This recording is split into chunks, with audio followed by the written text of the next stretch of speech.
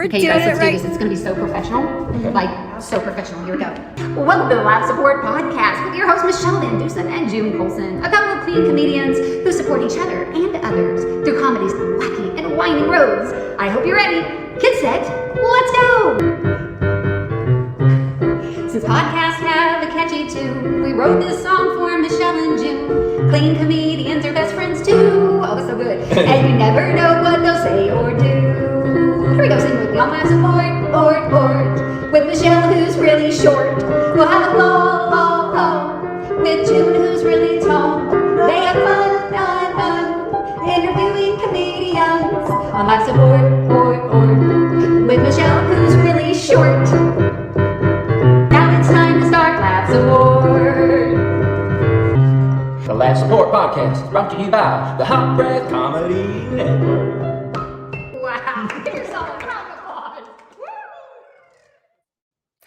Welcome to the award-winning Laugh Support Podcast. I'm your host, June Colson, here with my best friend, Rhonda Colson, Corey's friend, Trisha's sister, Michele with 1L, VanDusen. Hey, Michele. Okay, that intro gets longer and longer and longer. It's like, and the next door neighbor of, I mean, come on. I mean, you just deserve a grand entrance is all I'm saying. I just noticed before we got started that my chair is back up again, and it really you're just a little down there, and then I'm like the Amazon woman. So I'm just gonna be the floating head. Yes, there it is. Okay, Michele, I have you sent some facts to our guest today. Do you have those facts available to you? Like that one. Okay, Squirrels so you sent some random facts about squirrels. I did. So read us the facts that you sent to our guest today. So squirrels may lose 25% of their buried food to thieves. Squirrels may pretend to bury a nut to throw off potential thieves. And then I threw this in because I thought it was funny. Squirrels make up our neighborhood watch. Nice. So that you have thieves that are making up your neighborhood. Well, I love that it pretends. It's like, pay no attention to the fact that I have nothing here. Okay, here's my question for you. Have you ever been attacked by a squirrel? No, I have not, but I did see on Facebook a picture of your sister. Yes. A vicious squirrel attack. I could not believe it. Wow. Okay, what was so Leslie doing? This was my sister. This is my sister that I just got to meet in the last 2.5 years, right? This is my sister Leslie, and Leslie we found through some of my cousins who were doing some DNA testing and found out that Hot Dog had a daughter, and it's my baby sister now. And you know, we don't need DNA testing for our family because she got attacked by a squirrel. That's pretty much all the proof I need that she's part of our family. Check. She's part of your family. Yeah. I've been chased by a squirrel. I actually had a monkey try to steal my purse one time. Oh dear. I want to hear that story, but we're gonna have to save that one for another day. All I just want to say is I think your sister got attacked because she could have been a potential thief. That's what I'm saying. She was trying to steal the stash. Yes. Okay. So one day, Michele, we'll build it up for, that's why people listen to our podcast. In a future episode, I'll tell you about how a monkey tried to take my purse on my honeymoon. Okay. Oh, that gets even better. I want to hear about the barrel of monkeys, your honeymoon, you catching your hair on fire, all of that. That's it's all good stuff. It's all good stuff. Well, the good stuff that is about to happen right now, and the facts are that we have an amazing guest. So tell us all about who's on the show today, VanDusen. Okay, so our guest today has been doing stand-up comedy for over 20 years. He's toured with bands. He's an author of the kids' books, The Adventures of the Average Boy. He and his wife have a super fun podcast. Okay, make sure you check it out. Hook, Line, and Smiley. Also, you got to check out his specials like Breaking Bob, Mullets and Fire, Uncaged, or his dry bar specials. He's got like the longest running dad joke, or Don't Worry, You're Just Hungry, or the Tartar Terrorist. Anyway, so let's welcome to the Laugh Support Podcast, an elite shampoo collector, the Ooh. fabulously funny Bob Smiley. Woo! How's it going? Oh, thanks for having me. Woo! Oh, I'm sorry. Is my official Average Boy Podcast award in the way of the camera? Sorry. Ooh. Oh my. Nice, And, lovely. I Oh love my. it. Let's look at that again. What did it say? It's the best. NRB, it is the best religious broadcast podcast award for the Average Boy Wow. podcast. But I didn't come here to talk about Wow. my Average Oh. Boy series or the new book that just came out. I'm just here to Mhm. see how you guys are doing. That's all. Let me help you out here. I think. Oh. Oh, look at that. Oh, did we get an award too? The Creative I Motion Network Edge Award? Top here's what's comedy crazy. talk show? What? Yeah. Michele is so Wow. good at many things, but yeah, being able to create stuff on Photoshop is probably her best thing. Yes, And yes. that looks official. Like, well done. That looks really good. And she's really Thank you, humble. thank Like you. she really is humble and she doesn't mind when someone else shines. You know what I'm saying? Yeah. She's okay with that. She's And I okay want with to clear something up. I was in a monkey suit and I wasn't just trying to steal your purse. I was going for your cell phone as well. So Oh, okay. Well, yeah, this was yeah, I was married a few weeks ago, so you would have got a flip phone and about 45 cents is if you got a hold of both of them. So hey, in 2020, that would have been a score for us. oh, heck yeah. Well, Bob, we're so excited to have you here on the Laugh Support podcast. And Michele and I, we recently got to hang out with you at a retreat in Indiana with a bunch of Christian comedians, and we got to watch you, share and pour into the lives of a bunch of Christian comedians that were ready to head out and conquer the world after hearing from you. So Or what their have you done neighborhood. since the retreat? Have you conquered the world yet? I have conquered my kitchen. That coffee pot knows who's boss. And no, I've actually been on the road quite a bit. And you said I'm a shampoo collector. I'm a hotel shampoo collector. Oh, So whenever guests come over, I'm like, hey, what do you need? Holiday Inn, Hampton. What do you feel like? So I'm very popular when we have guests over because what just happened behind you? Can we talk about? I know a lot of people are listening in audio, but so what you can't see is my dog Reginald. He decided he would get up. Reginald. And so he's here to protect me from squirrel attacks. Okay, if you didn't hear, my family is right now under attack by random squirrels who nearly bit the end of my sister's finger off. So I'm gonna let him go and secure the perimeter real quick. Okay. okay, yeah. I don't know if you guys have all this planned out, but read that first quote again to me. The squirrels may lose 25% of their buried food to thieves. Okay, so squirrels know about the IRS. So Okay. I had to pull out the earbuds. I didn't read the PS part because I thought it was just like your signature at the end, and I was in the middle of doing something, reading my Bible. Oh, I was gonna yes. say that in case my mom was listening. And so I didn't read that. So so I'm reading it in real time, and I was like, yeah, 25%. That sounds about right. So they do that. And then what was the other one about hiding? Like They pretend to hide. They're not really Yeah. hiding a nut. They're just pretending They to bury pretend. one so to Sarah, throw off potential people. yeah. So Sarah and I, like, we have 5 boys, and so we do that. Like, we'll hide stuff. Like, we'll put stuff in the pantry, but the good stuff we've hidden away Yes. in our room. And so I'm like, yeah. So squirrels, man, they're not that different from us. We could learn a No. lot from a squirrel, I think. Yeah. We could definitely Yeah. learn a lot from They're a also squirrel. double jointed, just FYI. Their little hind legs, are double jointed. That's my favorite fact of all. So they can climb a So they tree backwards. Yes, no, super quickly. Like it gives them extra speed or something. So Oh my goodness. Oh my goodness. So this is really what I meant to tell you before we got started is sometimes we just go off the rails, we don't really even Well, I am not comfortable with that. When God was making squirrels, do you think he was like, I want them to be good at the parallel bars, so let's make them double jointed? Like, why would a squirrel be double jointed? I think just for party tricks. You ever seen that guy at like the party who's like, look what I can do with my arm? Like squirrels, they can hang out in the woods and and like a raccoon might think he's cool, but then a squirrel's like, but I'm double jointed, So I was at a party in high school, handing out Christian tracts, which is what I, did. Yeah. I love when my mom listens to podcasts. But there was a guy there named Clint, and he had double jointed arms, and he was like, hey, look what I can do. And he did that. And I was like, hey, look what I can do. I can like spontaneously throw up because it just grossed me out so bad. Oh, that's who bought it. Okay. I wondered who bought my DVD. So it was you. I found it. The squirrel was trying to bury it in our yard. I'm like, no, trash goes not in our yard. So he buried my Uncaged special, but he really was trying to protect like Mullets on Fire and Breaking Bob. Yeah. Well, he saw it and he was like, oh, look, another nut, and was trying to, take care of it. You want to know something that's embarrassing but kind of funny?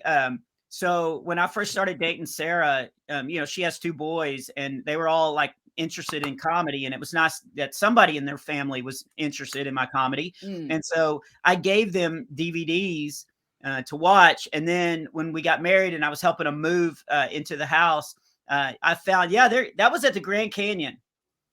That this is going to be a great audio podcast. Yeah, Michele is now showing us. So she has shown us the cover of one of Bob's CDs, and now she's showing us the actual CD where it looks like you're a young man posing at the Grand Canyon. Is that correct? Was there show that elementary again, school? It looks like an elementary student. I was 12. Look at those biceps. Yeah. And it says where? Texans. His shirt says Texans. Yeah, the biceps look smaller because I'm in front of the Grand Canyon. Right, so right. For scale, people need to know that. Okay. So, but when I was helping Sarah and then move, I found the DVDs and they were unopened. And so that's not painful. I was like, oh, but I didn't feel too bad. I sold them at a show that weekend, so it still worked out. And did you sit the kids down and then just do your whole special right there? You're like, since you didn't open it, live show. Yeah. No, here's what I told Mason, our youngest, my youngest bonus kid. I was like, watch my stuff, and then I want you to perform it for me. And so he did. He watched my stuff and then did a show for Sarah and I, like doing my material and stuff like that. It was really fun. Oh, was it fun for him or was that punishment? Because for my son, it's punishment. I make him listen to my new bits when he's in trouble. And if he laughs, then I know I have something. Right. Yeah, like if this is an angry teenager who already does not care about what I'm doing and I make him laugh, then I'm like golden. Like it gets the big highlight. Like this is the one. But my comedy is basically a punishment, not a reward for my children. Well, the reward came in that he got to perform. So anytime that it ends with a spotlight on him, then he's super excited. I'm talking about you. Sorry, Sarah just walked in. I wanted to say hi to you guys. Hi, Sarah. There she is. Hey. Y'all look so cute. Oh my goodness. We've been under attack by squirrels and monkeys, and so we're doing all right. Okay. Yeah. Okay, so look, there is some of your laugh support right there, Bob. So the No. This is Sarah. Oh no. Oh, okay. I'm sorry. We love Sarah. So we do love Sarah. Yeah. Yeah. I loved you. I'm leaving town for 2.5 days she's going on a women's work mission trip. No, it's a work retreat in Las Vegas. No. And so she's in here to get cash because they don't take credit cards. Oh yeah, that's true. I heard they've shut all that down in Vegas. Bunch of singles, I think. The children she's helping in Las Vegas, they don't allow photos or any kind of tracking or anything. So it's I'm told it's going to be great doing the Lord's work. Well, have a safe travels there. If you believe any of that, then we're not friends. Well, here, just in case you need to help, you might want to pretend to bury your money just to throw off potential thieves. The squirrels have taught us that. So that'll help you out. Very good to know. Yeah. And when all else fails, just twist your arms like you're double jointed, and that distracts people. Okay. The great thing about reading that fact was I was like, that's what I'm going to do with my money now. But now Sarah knows. So We're so sorry. We're so sorry. No hiding. Bye, girls. Y'all have fun with this. Bye. Thanks, Sarah. Thank you. I love the miss kiss there. So Bob went in for the kiss and then had to exaggerate that he wanted the kiss. Yeah, to get it was the like our first date all over again. And the wedding ceremony, now that I'm thinking about it. Oh, that is awkward at the You would wedding. think that would be a sure thing, the kid, but no, she was looking at the cake. Yeah, no guarantees in life, my friend. No guarantees in life. What kind of cake was it? It was a what was it? It was like a buttercream cake. It was we were paying for the wedding, so Betty Crocker was our our caterer. Isn't it always Nice. buttercream though? Isn't that like fancy people cake? It's got to be buttercream. Oh, yeah. Like if No, it's not, you didn't get married. It was, well, again, we were on a budget, so it was actually just butter on top, and then I have a milk cow, so it was cream. cool. So Buttercream, right? I Everybody love gets- it. Oh, Yeah, sounds it so was good. outdoors, so it was BYOC, like bring your own chairs. Like we did everything on a budget. It was great. Our DJ Alexa played the music for us, and She's good. yeah, She's very she was good. And sometimes you could ask her to tell you a joke and she will. Sometimes they're pretty funny. Yeah, Just saying. yeah. People, I was actually trying to perform because I wanted people to buy stuff at my merch table after the wedding, and you got to. and they kept getting Alexa to try to top me. So it was fun. Some people complain that we charge for parking, but other than that, I think everybody else had a really good time. Seems fair. Excellent. Yeah. Excellent. Seems That fair. sounds like a delicious cake. All right. Go ahead, June. Ask it a very important question at this point. And go. Oh, okay. Important questions. Are we doing that? All right. Bob do it. Smiley, One. you've been doing comedy for a few minutes, right? And so we're just digging back. We're going back to the beginning when little Bob Smiley said, "I'm going to be a comedian." Who were the people or person, or were there anybody that was in your path when you decided to start this journey into comedy that were supportive to you and helped you along the way? Okay, so my dad has always been super funny. I could watch him walk into a room, and no matter what, like whoever the audience was, he could make them laugh. And I watched that as a very powerful tool. Everybody kind of wanted to hang out with him because he was funny. And so I literally grew up realizing that comedy was a powerful tool.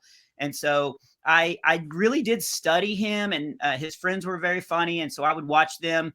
I remember one time we were going quail hunting, and it was my dad in the truck, and then I was sitting next to him, and then my dad's best friend was in the passenger seat, and his son was sitting next to him. So like the two kids were sitting together, and my dad and his best friend were just being hilarious, and the little kid wanted to talk to me, and I remember shushing him because I just wanted to listen to these comedic minds like spar with each other, like back and forth and stuff. And so I kind of grew up like knowing that comedy was very powerful. Never thought I would do stand up, just always thought that I would use comedy as a tool to brighten people's day, or, to be able to make friends and all that. So I realized that God has given us laughter as a gift to give other people. And I wanted to be able to give that gift.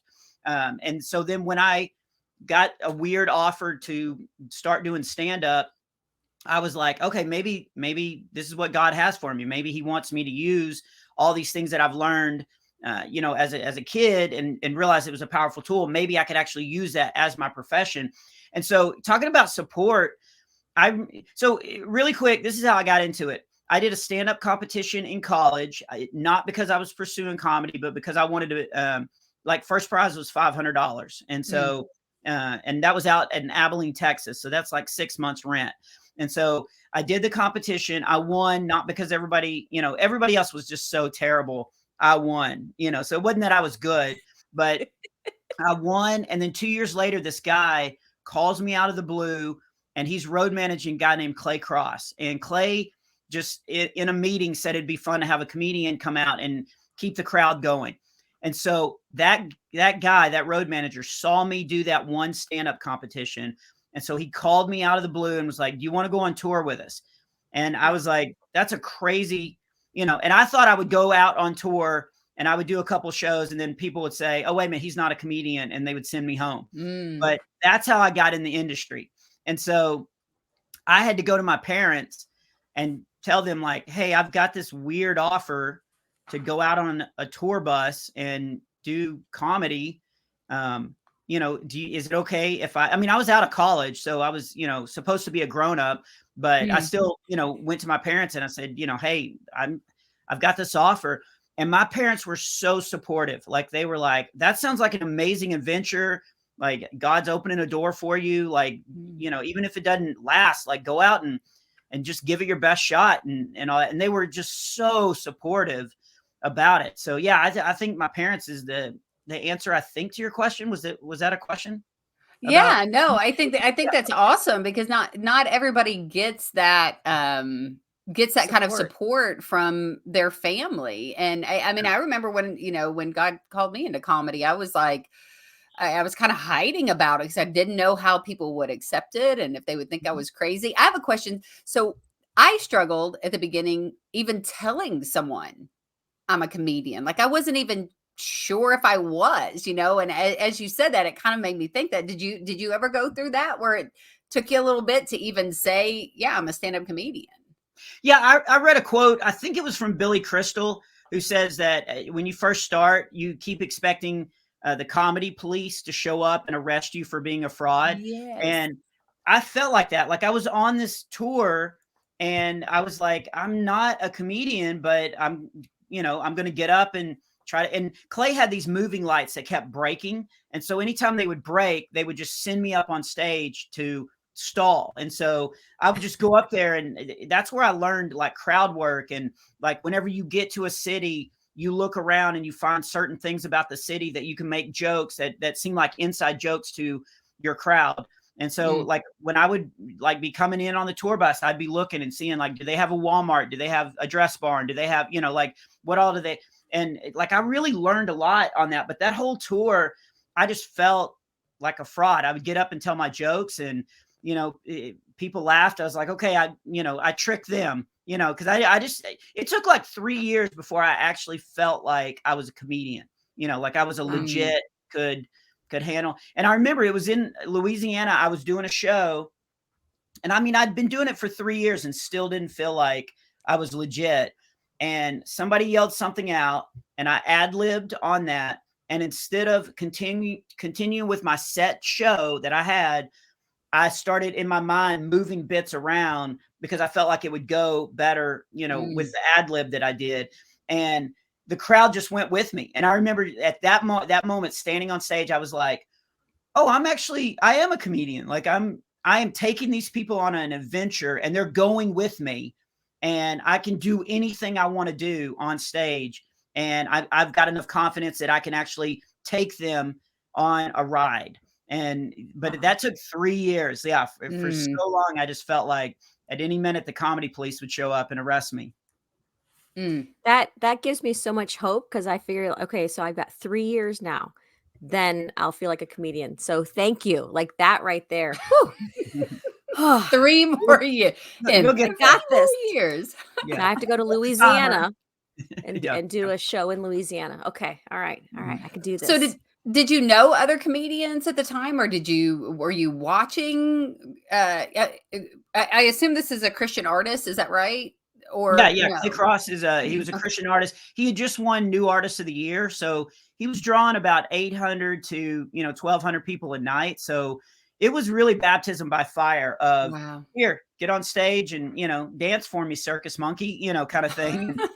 and nobody knew I was going to be there, so they weren't expecting it. And so I learned how to really kind of like I kind of acted like I was thrown on stage, and so I acted like I didn't know I was going to be on stage, and the audience definitely didn't know I was going to be on stage. So I kind of was like, hey, I'm supposed to tell you guys the announcements, and I'd written jokes about the announcements. And so I'd get them laughing at that. And then I would kind of I'd be like, that reminds me of, and then I would go into bits and stuff. And so, it was definitely baptism by fire. Like it was crazy. And so I guess you didn't really have anybody in the comedy industry to ask questions to, or did you? Yeah, so I told this at the CCA, but my first introduction to Christian comedy, I was going to Abilene Christian, so I was, surrounded by Christian people and stuff, and I was a Christian, but I was a farm boy, so we didn't get any music, much less Christian music or anything like that, and I didn't know about Christian comedians, and I was in college, and this girl gave me a cassette tape of Paul Aldridge. And she said, "Hey, this guy's a Christian comedian," which I'd never heard that term before. And she was like, "I think you could do this." And I wasn't pursuing comedy or anything, but people kept thinking that because I was funny, that naturally I would want to be a comedian. And so she gave me this tape, and I told this at the CCA, but I put the cassette tape on. I was cleaning my garage, and I was listening to this guy, and he was super funny, and it was great. And I could tell it was at a church because he had mentioned that he was at a church. And then I flipped the cassette tape over, and on the other side was George Carlin. And what a contrast. I didn't know comedians, so I still thought it was Paul Aldridge. And the George Carlin, the bit he was doing is a famous bit, but I had not heard it. And it was called The 7 Words You Can't Say on TV. Yes. Oh, wow. So I'm listening to this guy while I'm cleaning my garage, and I'm like, wow, the second half of his show got really dirty. And then I started justifying it. I was like, well, he is saying that you can't say these words, but man, he is saying these words a lot. Yes. And then I was like, what kind of church is this? And then I realized it was California. So I was like, okay, that makes sense. But that was my introduction to Christian comedians. And then I ended up on tour, which is crazy. It's always funny because kids come up to me at shows and they're like, "Hey, how do I become a comedian?" I'm like, do a stand-up competition your junior year in college and wait for somebody to call you. Like, it's the worst advice in the world, but that's how I ended up doing it. And so I got in, and I had knew of somebody gave me a cassette tape of Dennis Swanberg, who was a Christian comedian. And then I'd heard of Jeff Allen, and I'd heard of Shonda Pierce and Mark Lowry. So when I got in, I felt very isolated because I didn't know there were other Christian comedians out there. I thought there were those 3, big name ones, and that was it. And so I think it was maybe year 4 or 5. I was at Spirit West Coast, and a Christian comedian named Ron McGee was there, and he came over and sat with me. And he goes, "Why?" And I shared this at CCA, but he goes, "Smiley, how come you don't like hang out with us?" And I was like, "What do you mean us?" And he's like, "The other Christian comedians." And I was like, "There's more of us?" And he was like, "Oh, there's hundreds." And I was like, "How many good ones?" And he said, 8. But that was my first, I didn't know that there were other Christian comedians out there doing, and nobody was, I got such a weird start because I did the Clay Cross tour. The Newsboys saw me. They asked me to tour with them. Then the Supertones saw me. They asked me to tour with them. So the first couple of years, I was touring with rock bands, like Christian rock bands, and nobody else was doing that. And so I was not in the vein of Christian comedians, working the circuit or doing anything. And so, at the beginning, I felt super isolated, and I felt like I was doing something that nobody else was. And I kind of was, but I didn't know how to do it or what I was doing, or if there was other Christian comedians out there trying to get shows or anything. I remember to get started, I cut a deal with a booking agency in Nashville that booked Christian rock bands. And I just went into their office and I said, "Hey, look, I'm going to try to book a tour for me. I'm not a big name, but if I can use your database and your phone, I will give you 5% of everything I booked." And so they thought it was a weird deal. And so they set up a little desk, and they gave me a little computer with all the phone numbers on their database.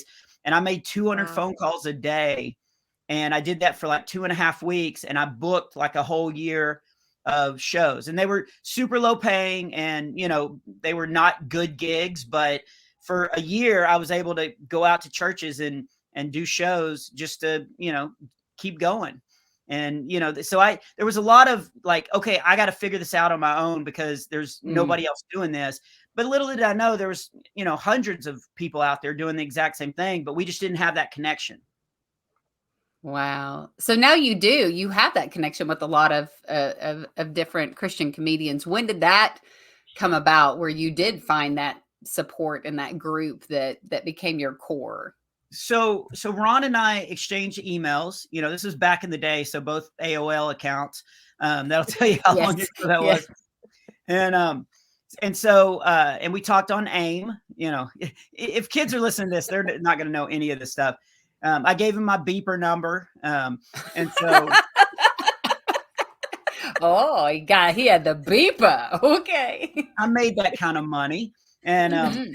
so yeah, so really the first one, so Ron McGee, I met him, and then I had a cassette tape that came out in Christian bookstores, and there was a guy working in a Christian bookstore, and he got my cassette tape, and he emailed me through my website and said, "Hey, I'm starting to do comedy, and so I just wanted to reach out and introduce myself, and just maybe see if we could bounce ideas off each other and stuff." And so I started emailing this dude back and forth, and that was really my first, like, I felt like I had a friend who was starting comedy and maybe knew a little bit about it. This guy's name was Tim Hawkins. So I don't know what happened to him. Yeah, never heard of him. Yeah. I don't know. But Hawkins was my first kind of connection where I felt like I had somebody else in the trenches starting, trying to carve out, a name for himself and stuff. And then somebody brought me and Hawkins in to do a show together. So it was the first time we met. And that was like 3 years after we had been emailing with each other. Oh, wow. And, Wow. and then whenever I met him, I was like, oh, there's other people like me out in this world. Like, it was so comforting. And we were just talking about all the bad shows we had and all that, the stuff. And I really felt like I had a band of brothers out there. And so then I started meeting all these, Ken Kington, and I met Darren Streblow. He came to one of the Newsboys shows, and so I got to talk to him. And so, yeah, just little by little, I started like making friends and realizing, because again, we didn't have, like, the CCA wasn't happening. The internet wasn't what it used to be. You had to like hand crank the side of the computer to get it to start up, and, dial up and all that stuff. And so, yeah, so it is weird that if I look at my call history on my phone, like the first 20 people, 18 of them will be comedians like now. And so I have a good group of people. And the CCA is great about supporting one another. It's not this backstabbing business that the comedy world tends to be. And so it is really great to, have a bad show and be able to call Streblow afterwards and say, hey man, or Tim Hawkins. I've just got his butler's phone number now, but Yes. Yeah. I'll call him and talk to him. So, how do your comedy buddies feel that you are like super successful and they're just barely getting along? Like, how is that? You ever feel like are they upset that you have the Grey Poupon and the bus and the airplane and stuff? I'm just curious. I just have half of that. I just have the poop on. Oh, not the great. I'm still all the in kids. the ministry. Yeah.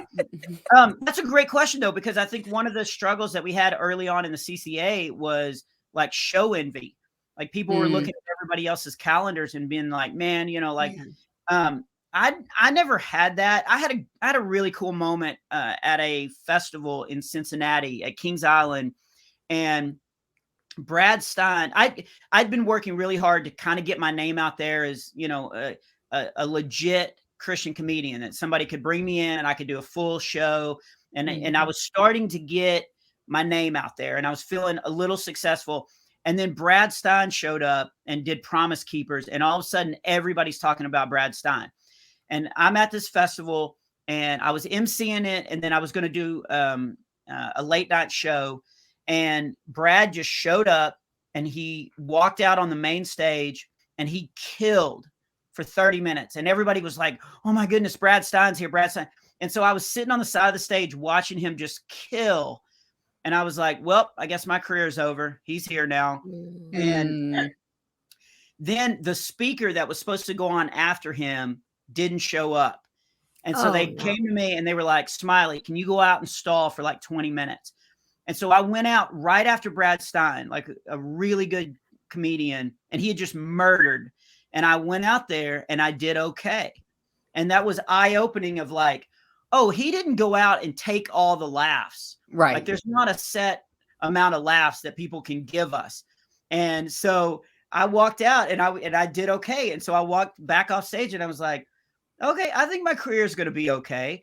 And so then I never looked at other people's show dates. I'm actually excited when, I was talking to John Chris about this when he announced like his super full sold out like tour. I was like, that's great. People are wanting comedy. So if they're wanting comedy, they'll go to his show. They won't get it because, it's John Chris, but right. Yeah, we understand. I so hope he hears this. Yes. Yeah, John listens. Yeah, John definitely listens to everything that we do for sure. It's yeah. But No yeah, doubt. and I think the CCA did a good job of addressing that. There's plenty of room, there's plenty of shows for everybody. And I like that it kind of weeds out the people that are hustling, the people that are doing the work and really like realizing this is their career. So they need to show up every day and do their job. Those are the ones that are successful. And the people that want to just sit and complain about other comedians getting breaks or getting that, well, what are they doing? They're not putting in the work. I didn't mean to talk about this, but at the beginning when John Chris was blowing up, there were a couple of comedians that started at the same time and they would call me griping and complaining about, man, he just, and I'm like, John wakes up and he works his tail off every day, working on videos and writing scripts and doing like he wakes up every day and he's not worried about other people. He's worried about putting out the best product that he can. And I told those guys that I was like, hey, instead of, spending 20 minutes on the phone with me griping, how about you write a new bit? Yes. Try that out, And so, and I think the CCA did a good job about like just saying, look, work hard at your craft. You become good and you'll be rewarded for that. Quit looking at what everybody else is doing. And I think that's a good life lesson, really. The comparison and competing and complaining are so toxic. It is so extremely toxic. And when you were talking about there's room for different people. We have a mutual friend, Haas Ridgway, and Haas was somebody who I actually went to middle school with and known him since I was young. And the first time that I did a club, it's on your t-shirt right now, was Gutty's Comedy Club when they had first opened. And I remember after my set, Haas said to me, there's room for you. You have to know that there's room for you. And not everybody does that. Like you said, a lot of times people will take that energy and you can't be content with what God's doing in your life when you're so busy focused on what's happening in other people's lives. I think that's really, really great that you said that. And there is hustle, but there is also there's some God ordained moments for you for sure, where they, like you said, when somebody's like, how do you get into it? Well, I'll get that question sometimes. And I'm like, the Holy Spirit just said, this is what you're going to do, so that this is what I'm doing. But there's also the work that goes into it too. And I think we got to be very careful about never apologizing for the moments where God says, I'm going to place somebody in your path right now that's going to set this thing in motion. But then from there, you're in charge of putting in the work and doing what's possible, and let me do what's impossible. Right. I totally agree with that. And that's the advice that I give people is like, I'm like, write every single day, work on your craft. And then God will, if he really, because a lot of people say, God, I feel like God's calling me to be a comedian, or, I feel like he's leading me to this. Well, if that's true, then he'll open the doors. He will absolutely open the door. I never would have pursued comedy, but I really feel like this is what God wanted me to be doing. And so I just tell him, I'm like, take care of your business and then God will take care of his. He'll open the doors that he wants open for you. And if, and sometimes the answer is no. I mean, we are all probably thinking of people right now that they're pursuing it and it's not their calling. Like it's not. And so it's difficult, but you got to be thankful for the closed doors as well. And so I just tell people, like take care of, making sure that when you get on stage, you're bringing the best show you can for people, and then let God do the rest. Like he'll take whatever he wants and bless what he wants. And, and if you truly are a believer and have faith in that God's plan is better than yours, then you got to be okay with that. Yeah. I'm That's so reading a book from T.C. Stallings right now. And the whole analysis he gives is like, if God created you to be an orange, be an orange. Stop trying to be a pineapple. You know what I mean? And I love that you said, like, I was having to invent what I was doing, and nobody else was kind of doing what you were doing at the time. And I think a lot of times what I loved about the CCA this year is that we saw there was a ventriloquist there and a sword swallower, and there's, a juggling, and it can come in different forms, and we don't necessarily have to be a carbon copy of somebody else and the career that they're having. I mean, Michele and I, as you know, like Christy Condor, people are always thinking Michele and I are the same person. We're so similar in height and Just our accent super and, all of that skinny, stuff. And I'm blonde, like, one funny. of these days I'll get to be just like Michele VanDusen. But until then, right? It's important to be who God created you to be. Yeah. And they, now they have like operations to make you way shorter. So, I mean, that's a possibility. I only said that because of your theme song. So. Do you love that? It was a really professionally done. That started as it was a snow day. It was a joke. June wrote that as a joke, and I'm like, I actually love it. We're using it. Yes, I wrote it. So great. I wrote it in an hour. I went over to my sister's house. Her and her husband are bluegrass musicians, and I'm like, all right, Joe, we're gonna do this song. And then Michelle's like, I love it. We're using it. So there it is. But hey, okay, but I definitely want to dive in real fast before we let you go about your podcast, the official Average Boy, right? Podcast. Yeah, official Average Boy podcast. But tell us about like the origin of Average Boy, because I feel like that's another area of laugh support where you are reaching a very specific audience. With humor, but also with the truth about God and life, and so share with us a little bit about how you're supporting people through the Average Boy. Yeah. So when my first CD came out on Impop Records, they sent it to Focus on the Family, and a guy named Jesse, who's the editor of Clubhouse Magazine, which is their magazine for middle school kids, got it, and he thought that it was funny, and he thought that the humor like translated, because most of the shows I was doing was for youth groups anyway. So my material was really geared for that. And so he contacted me and he said, hey, we've got this magazine for middle school kids. Would you think about writing a humor article about going back to school? So I wrote this humor article about going back to, and it was a true story about me getting a really bad haircut. And before, like, as I was writing it, I thought of a really funny, like, cell phone joke. But as I was writing it, I was like, well, then it can't be me, back when I was in middle school, because we didn't have cell phones. And so I just decided to make him a generic kid, but still based on me. So he's average at everything else, but with God, he can do great things, was the whole idea behind it. Oh, wow. And so I just called him Average Boy. And so I wrote this, it was supposed to be one article. I wrote this one article and just called it The Adventures of Average Boy. And then all of a sudden, middle school kids were writing in to Focus on the Family. And it's like, hey, can Average Boy write more articles and stuff? And so that was over 20 years ago. So I wrote monthly for their magazine as Average Boy. And then they were getting so much mail and stuff from, for Average Boy. They had me write a comedy devotion book for middle school kids as Average Boy. And that book did really well. So I wrote a second comedy devotional book for middle school kids. And then in 2019, this is a good God story. In 2019, in December, so before COVID, before everything shut down, Focus contacted me and they were like, hey, we don't know if families will listen to podcasts together as, an Average Boy podcast, but we want to try it.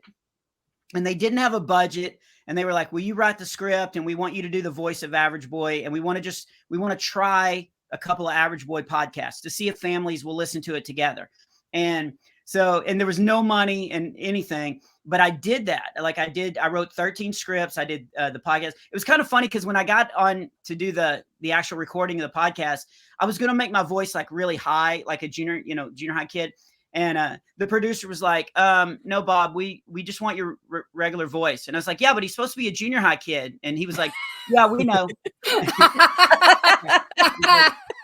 Okay. Unbelievable. Okay. So we did that. So they started putting that out. And then in March, I was actually sitting in this office here.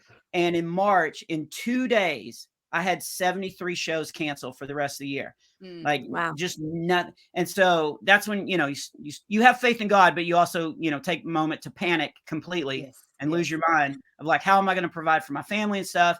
And again, I'm not bragging, but I became a 4-star Uber Eats delivery guy. Okay. Ooh, fancy.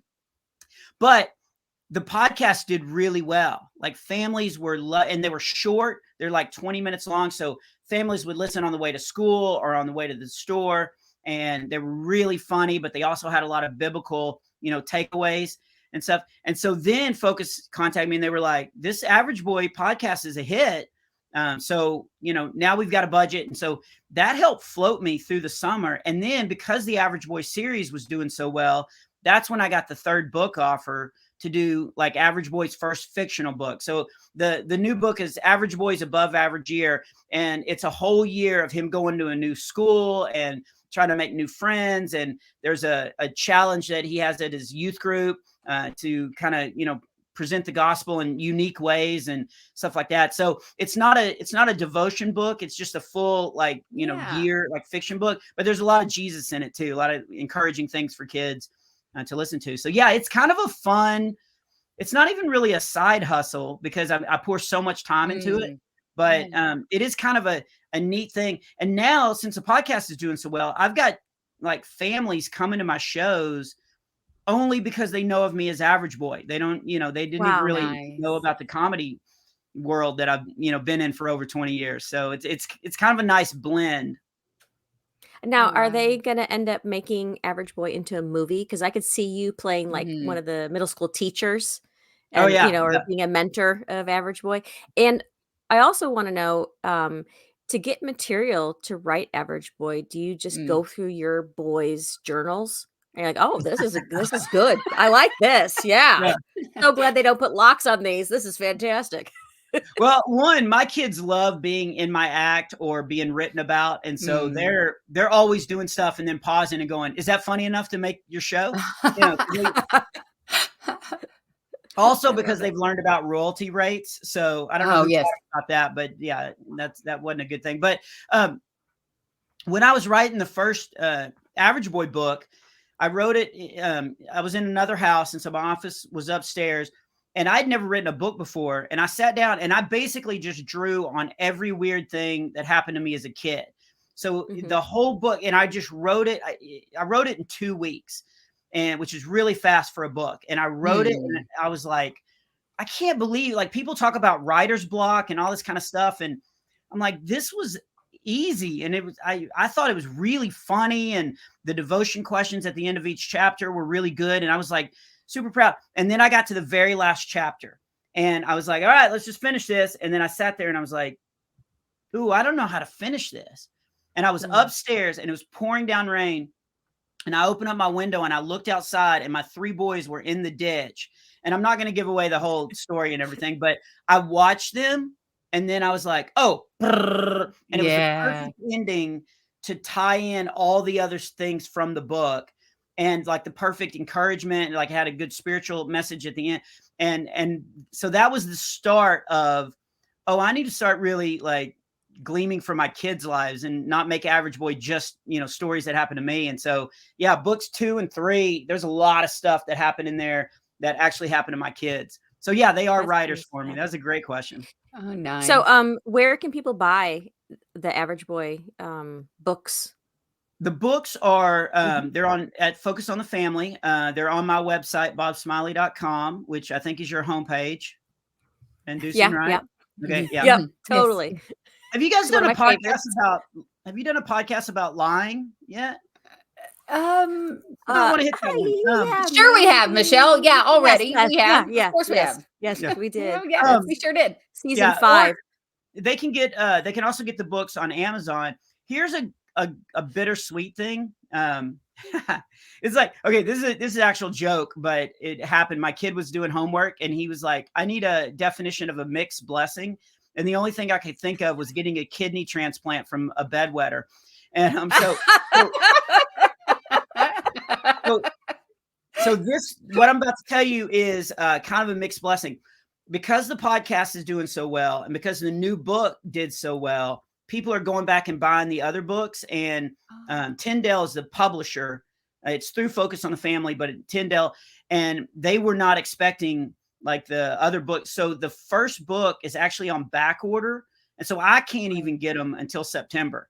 Wow. So, but the second comedy devotion book and the brand new one is available on Amazon, Focus on the Family, my website, and they can get those. And then September, you can get the first one. Oh, wow. Oh, Oh, wow. yay. Well, can't wait. let's talk about all of these things that we have scrolling at the bottom of the screen when it loops back around. All right. So Bob Smiley's website is bobsmiley.com. It's at Bob Smiley Comic on Instagram, at Bob Smiley Comedy on Facebook, at Bob Smiley Comic on Twitter, Hook, Line, and Smiley Podcast, which is the podcast with you and your wife, correct? Yep, that's correct. Yeah. And if your listeners are sinners, I'm on TikTok. Okay, on TikTok. And then the official Average Boy podcast. Now, just real quick before we let you go, tell us a little bit about your and Sarah's podcast. Obviously, she is your laugh support if she's willing to do a podcast with you. So tell us a little bit about that, and then we're gonna let you go. We'll let you be free, like the squirrels in the woods. Yeah, I need to go hide some food. So the Hook, Line, and Smiley podcast is my wife and I, and we started it because we were having a picnic dinner out at the park, and we were just sitting there and we were talking about some serious stuff, but she was just being hilarious. And I mean, she is very, you guys know her. She's very, so very funny. But she also is not afraid to dive into deep topics and stuff. Yes. And so as we were sitting there, I was like, man, this is so special. And I'm so like lucky to have somebody like this in my life, but I want to share it. And so I was like, what did you think about doing a podcast? So we started a podcast and we did it for a year and a half. And then life got super like hectic. And so we took a long break. Like we took a very, very long break from doing the Hook, Line, and Smiley. So normally I don't promote it, but I saw that it was on there. And normally I would have told you guys, oh, we don't do the podcast anymore. But last night, as we were going to bed, Sarah was like, I think we should start recording again. So we're going to record. Wow. We're going to start recording next week. And so we'll be back. But all the other podcasts, I think there's like 68 or 67 podcasts that are still up that people can go and find wherever they get podcasts. And then next Thursday, we should have a brand new podcast and we'll be up and rolling again. So this is an exclusive on your podcast. Well, of course, Laugh Support is always getting the exclusives from the most famous comedians out there. So that's amazing. All right, so we're going to be able to check out Bob Smiley and his wife. Their podcast is coming back, and I'm sure that there are a lot of people blessed by the first round of it, and they're going to be super excited to see that that's coming back too. Well, yeah, Bob, it's funny. It's a very funny podcast, but we're a blended family, and we've both been through a lot of stuff. And so we talk about, having trust issues based on our past and, how to blend a family and the structures of, trying to be a stepdad or stepmom or, just anything that we're struggling with. We don't shy away from that. So it is a comedy podcast, but we definitely dive into some serious stuff. So yeah, I'm actually really excited to get it back up and running. well, and that's something that's super needed. And I've had a lot of conversations recently with my Christian friends and relationships in the church and things like that. And how we, a lot of times we shy away from those conversations and then people feel alone and they feel like they're the only ones who are dealing with this. And I think the devil can play in our loneliness for sure. And so to have people who are willing to put their heart out there and just share and maybe help somebody else along the way is a huge deal. So Hook, Line, and Smiley is coming back. You heard it first Woohoo! right here on the Laugh Support Podcast. What do you think, Michele VanDusen? It's been a good one, hasn't it? It has been fantastic. Bob, thank you so much for joining us today. We really, really appreciate it. And you gave so many little tidbits and wisdom. And I'm gonna have to go back and listen to this 3 or 4 times, just like, okay, how can I get to college first is like what I need to start with. And hopefully I get accepted. And then what were you studying in college? Because I don't know if I can do this whole comedy thing without knowing. Yeah, I had planned out my life. I really wanted God to, to lead my steps, but because I'm a control freak, I also was like, here's my plan, God, like this is what I want. So I was going to be a teacher, and then I was going to be a principal, and then a superintendent. That was my goal. So my degree is in elementary ed, which was so great, because I remember one time I was sitting in the living room with my roommates, and it was finals week. And I had a roommate that was studying to be a missionary, and a roommate that was studying to be a doctor. So they were going over botany and I think it was Greek. And they were studying Greek and botany, like 2 super hard things. And they looked up over at me. And for my final, I had to make a bulletin board. So I was cutting out letters, and they were like, Smiley, let me get this straight. You go to a classroom full of girls and you cut out letters. And I was like, hey, this is hard. I was making an A, which turned out to be my only A that I got at college. But I was like, this is hard. But so I got my degree in elementary ed. That's what I thought I was going to end up doing. I don't know anybody named Ed in elementary school. There was a Tony. There was, yeah. Yeah. You know what? Instead of just jumping right into a classroom, I maybe fill out a resume as a janitor. Maybe just start small at a college. Okay. All right. Okay, I could do that. Hey, just FYI, in Greek, the word squirrel means shadow tail. You're welcome. Wow. You're giving me a lot to think about today. Well, with that final fact, Bob Smiley, we were going to thank you one more time for being here. Michele's going to kick you back to the green room. Enjoy all the snacks that we have there for you, but stick around for a minute so we can properly tell you goodbye. Okay. Michele, how did you get the Greek fact on a squirrel so fast? This whole episode's been a little squirrely. I'm just going to say, what a great guest. I'm so excited to hear about the podcast, him and his wife coming back on their podcast. I know, so I'm many so great excited. resources out there. So friends, again, if you enjoyed Laugh Support Podcast, holler at us, reach out, like us on social media. You can watch this podcast. There's a lot of interesting things that were happening that you want to see. You can watch it on YouTube. You can also find us on the Creative Motion Network on Roku TV and Vimeo. And of course, you can listen to this podcast pretty much anywhere that you want to listen to a podcast, on the beach, in the bathroom, wherever you get a podcast. It's none of our business. All right, that's going to be it for this episode of the Laugh Support Podcast. As always, Jesus and Junebug loves you. And Michele VanDusen, sign us off of this thing.